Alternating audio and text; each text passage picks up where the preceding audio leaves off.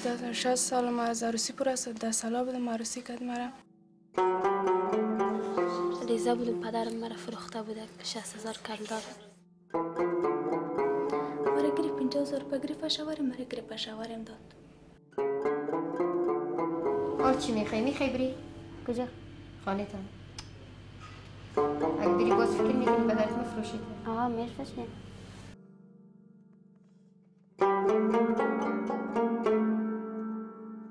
مثل کور وری با گوسپند یواز میکنم.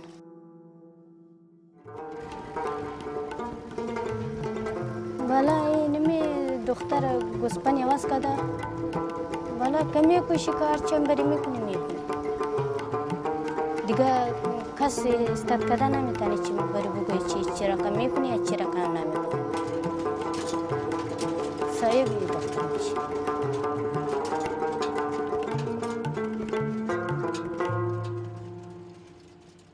خدا صبر است این از خانه رمضان با ببینیم مقصد خانه ما میجم خواهش میکنه که مقصد از خانه ببریم ما 10 ساله بودم 50 ساله بودم 7 سال از عروسی میش نمیخوایم که زندگی کنم ما خطر لطکوت خطر ما دو زن کشته ما میترسم یک دفعه ما را نبکشت. دیگه حالی هم که شما میبرین باید خیلی متوجهش باشین که شوهرش جای شما رو پیدا نکنه آدرس شما رو پیدا نکنه. هر جایی که میره همراهش برین خدای نخواسته کدام گپ نشود. فرزانه ما خو از مجبوری دادم. خب فرزانه یه تو بود که مقصد ما همه تو که از ایران بیامدم مقصد داده است با سر گوسفند یک چند دانه گوسفند است و یک کمی زمین بود. د سړی دی ولې راوستلی و؟ څوک مې راوستلی دی؟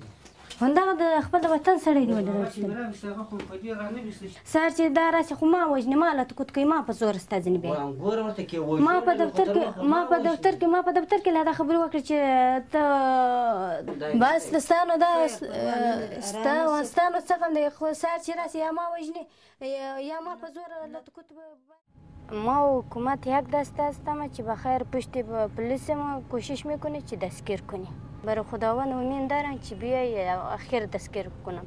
اگر دستگیر نکنم دلم آرام هیچ وقت پیدا نمیکنه. کسی را که شما میبینید از طرف سرک و گل محمد نام داره یک شخص مجرم است.